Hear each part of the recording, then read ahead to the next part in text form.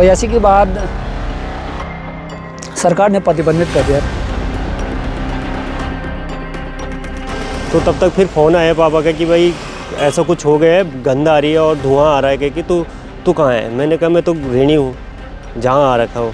तो तुरंत वहाँ से निकल के कि हो सकता है वो भी हो सकता है कि जो वहाँ रखा हुआ था वो फट भी सकता है कि उसी का रेडिएशन होगा या कुछ हो जाएगा कि। साल 2021 में उत्तराखंड के हिमालय इलाकों में ग्लेशियर फटा और चमोली जिले में बाढ़ आई। चमोली जिले के लाता गांव के नरेंद्र सिंह राणा उस दौरान इस इलाके में थे। तभी उनके पिता का फोन आया कि कुछ फटा है, गंध आ रही है, धुआं भी दिख रहा है। वही जो वहां रखा हुआ था अब वो फट गया है, उसमें धमाका हुआ है और उसमें से अब रेडिएशन फैलेगा। लाता गांव के रहने वाले नरेंद्र सिंह राणा के पिता ग्लेशियर टूटने की घटना को रेडिएशन और धमाके से जोड़ रहे थे और वो ऐसा इसलिए कह रहे थे क्योंकि वो भारत और अमेरिका के एक ऐसे खुफिया मिशन के बारे में जानते थे जिसे कई सालों तक दुनिया से छुपा कर रखा गया था, जिसका राज आज भी 25,000 फीट पर भारत की दूसरी सबसे ऊंची और सबसे खतरनाक चोटी नंदा देवी में कहीं दफन है, एक न्यूक्लियर डिवाइस। और ये कोई अफवाह नहीं है। उस समय उन लोगों को पता नहीं था कि क्या है कि लोगों ने सोचा कुछ सामान होगा। फिर बाद में पता चला मतलब गरम होता था कि मतलब पीठ में जो ले जाते थे ना, ऐसे करके हाथ टच करते थे होंगे तो बोलते थे कि गरम होता था कि। साल 1965 में अमेरिका की खुफिया एजेंसी सेंट्रल इंटेलिजेंस एजेंसी यानी CIA ने भारत की मदद से एक ऐसा मिशन चलाया था जिसमें प्लूटोनियम से चलने वाली जासूसी उपकरण हिमालय में लगाया जाना था। लेकिन एक बर्फीले तूफान ने मिशन को ऐसा बिगाड़ा कि वो उपकरण हमेशा के लिए गायब हो गया। ये कहानी है नंदा देवी की, जहां आज भी दुनिया के सबसे रहस्यमय कोल्ड वॉर मिशन का राज दफन है। साल 1962 भारत और चीन के बीच हुआ युद्ध भारत के लिए एक बड़ा झटका था। चीन तेजी से अपनी सैन्य ताकत बढ़ा रहा था और फिर 1964 में चीन ने अपना पहला परमाणु परीक्षण किया। अब अमेरिका और भारत दोनों चिंतित थे। सबसे बड़ा सवाल था चीन की मिसाइल और परमाणु गतिविधियों पर नजर कैसे रखी जाए। उस समय सैटेलाइट सिस्टम इतना डेवलप नहीं था, इसलिए अमेरिका ने बेहद खतरनाक योजना बनाई। योजना थी कि हिमालय की किसी ऊंची चोटी पर एक जासूसी सेंसर स्टेशन लगाया जाए। ये सेंसर चीन से आने वाले मिसाइल सिग्नल और रेडियो सिग्नल पकड़ सकता था। इसके लिए एक खास मशीन बनाई गई, स्नैप 19C। ये एक तरह का जनरेटर था, यानी ऐसा जनरेटर जो प्लूटोनियम से पैदा हुई गर्मी को बिजली में बदलता था। ये वही तकनीक थी जिसका इस्तेमाल स्पेस मिशंस में किया जाता था, लेकिन इस बार इसे लगाया जाना था हिमालय की चोटी पर। CIA ने इसके लिए कई पहाड़ों का अध्ययन किया। आखिरकार उन्होंने चुना नंदा देवी। 25,645 फीट ऊंची ये चोटी भारत की दूसरी सबसे ऊंची चोटी है और इसकी सबसे बड़ी खासियत थी ये चीन की सीमा के बेहद करीब है। यहाँ से सैकड़ों किलोमीटर दूर तक रेडियो सिग्नल पकड़े जा सकते थे। लेकिन एक समस्या थी, नंदा देवी दुनिया के सबसे कठिन पहाड़ों में से एक है। CIA ने अमेरिका के बेहतरीन पर्वतारोहियों को चुना। इस टीम में शामिल थे अमेरिकी और भारतीय पर्वतारोही। भारतीय टीम का नेतृत्व कर रहे थे MS कोहली। मिशन पूरी तरह से गुप्त था। कवर स्टोरी बनाई गई कि ये एक वैज्ञानिक अभियान है। असलियत सिर्फ कुछ चुनिंदा लोगों को ही पता थी। तो जब वो ले जा रहे थे तो बोलते थे कि थोड़ा गर्म जैसा लगता था कि वो, तो ऐसा कुछ सामान ले गए थे कि। और फिर बाद में पता चला कि भाई के न्यूक्लियर डिवाइस है उसमें, ऐसा वैसे के जानकारी ये पता नहीं था, लोगों को पता रहा ये तो माउंटेनियरिंग के लिए आए हैं, सामान ले जा रहे हैं। उस समय इतना पत्रकारिता थी नहीं, मतलब उतना जासूसी वो तो था नहीं। अब आजकल तो आप यहाँ से ऊपर जाएंगे तो बिना परमिट के क्यों गए, क्या गए बता देंगे। वो समय वही जाते थे वो। 1965 में टीम पहुंची आज के उत्तराखंड के चमोली जिले के लाता गांव। सैकड़ों किलो उपकरण, एंटीना, न्यूक्लियर जनरेटर लेकर जाने के लिए यहाँ के स्थानीय लोगों को हायर किया गया, जिनके लिए ये रोजमर्रा का काम था।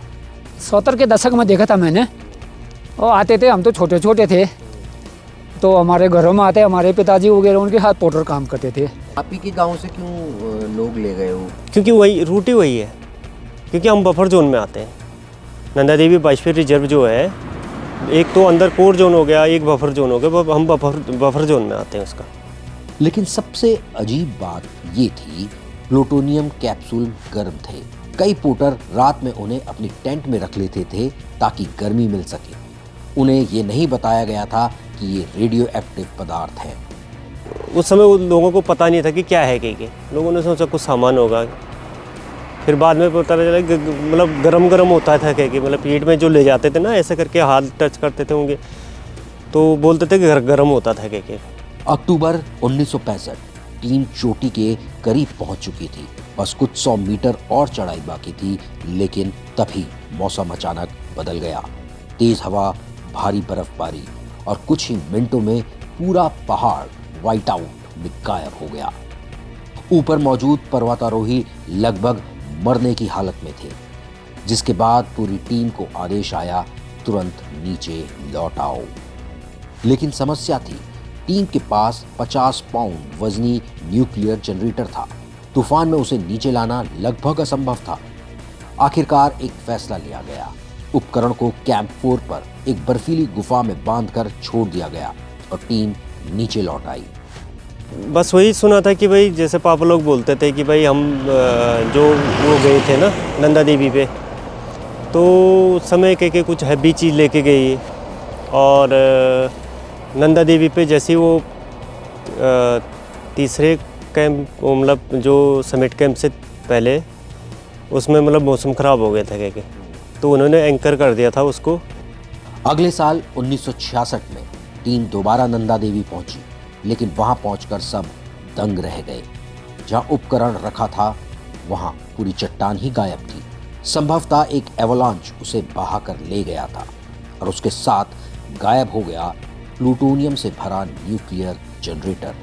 पोर्टरों के द्वारा, तो वो अनपढ़ थे, उनको क्या पता हुआ ना कोई क्या चीज़ रख दे। वो तो पोर्टर में उठाया और अगले हाल रखे बताते हैं, पहाड़ियों पर उन्होंने टाँक दिया अच्छे ढंग से। तो फिर दूसरे साल गए तो उनको वहाँ नहीं मिला। तो उसके बाद ढूंढ खोज के लिए काफ़ी लोग आए। इतने सुनने में आए तो उसमें पेपरों में भी पढ़ा था हमने, और काफ़ी लोग आए, यार वहाँ रखा है कह के। अब वो तो मिल तो पाएगा नहीं, वो पता नहीं कहाँ ग्लेशियर कहाँ पे रखा हुआ था कुछ? वो 3 नंबर पड़ता है नंदा देवी में, 3 नंबर के आसपास बताते हैं। अगले हाल उनको नहीं मिला कह के। पहले हाल रखा उन्होंने चट्टान में टाँक दिया, बांधा बूंधा कुछ। अगले हाल जब गए तो नहीं मिला। इस डिवाइस में था प्लूटोनियम 238 और प्लूटोनियम 239। ये वही पदार्थ है जिसका इस्तेमाल नागासाकी परमाणु बमबारी में किया गया था। सबसे बड़ी चिंता ये थी कि नंदा देवी की ग्लेशियर गंगा नदी की सहायक नदियों को जन्म देते हैं। अगर प्लूटोनियम पानी में मिल जाए तो करोड़ों लोगों पर इसका असर पड़ सकता है। 1967-1968 में कई खोज अभियान चलाए गए, लेकिन ये उपकरण कभी नहीं मिला। ITBP तो 69 में आए थे। हम कक्षा 4 में पढ़ते थे वो समय। तो इधर ही स्कूलों में कैंप लगाते थे, तो वो लोग घन, बेलचा, सब्बल लेके ढूंढ खोज के लिए गए। तो कहाँ मिलना था, यहाँ से 10 दिन का रास्ता है वहाँ जाने के लिए। वो भी कहीं खाइयाँ हैं, चट्टान है, जंगल है। अब तो बड़े बुरा हाल हैं रास्ते के। लेकिन एक डर अभी भी है, अगर कभी वो उपकरण ग्लेशियर से बाहर आया या किसी गलत हाथ में पड़ गया तो उससे डर्टी बम भी बनाया जा सकता है। वो तो न्यूक्लियर वाला तो वो पता नहीं कहाँ दबा है या क्या है, कुछ कब क्या होगा, कब कितने खाइए हैं, कहाँ ग्लेशियर के अंदर कहाँ दब गया। ये रिपीटेशन तो बहुत हुए। उसके बाद जापान के हुए, अमेरिका के हुए, ऑस्ट्रेलिया के हुए, ये रिपीटेशन होते रहते थे। इंडिया के हुए, मिक्स में ये लोग जाते थे, आर्मी के अधिकारी जाते थे उस समय। ये कुछ वो गड़बड़ न करे कह के। आज लगभग 60 साल बाद भी हिमालय की बर्फ के नीचे कहीं एक अमेरिकी न्यूक्लियर जासूसी उपकरण दबा हुआ है। इस पूरे मामले को हाल ही में न्यूयॉर्क टाइम्स ने एक रिपोर्ट में प्रकाशित कर इस पूरे मिशन की हर एक डिटेल से पर्दा उठाया है। ये सिर्फ एक असफल मिशन की कहानी नहीं है, ये उस दौर की कहानी है जब कोल्ड वॉर की जासूसी दुनिया की सबसे ऊंची चोटियों तक पहुंच चुकी थी और शायद नंदा देवी की बर्फ के नीचे आज भी वो राज छिपा हुआ है।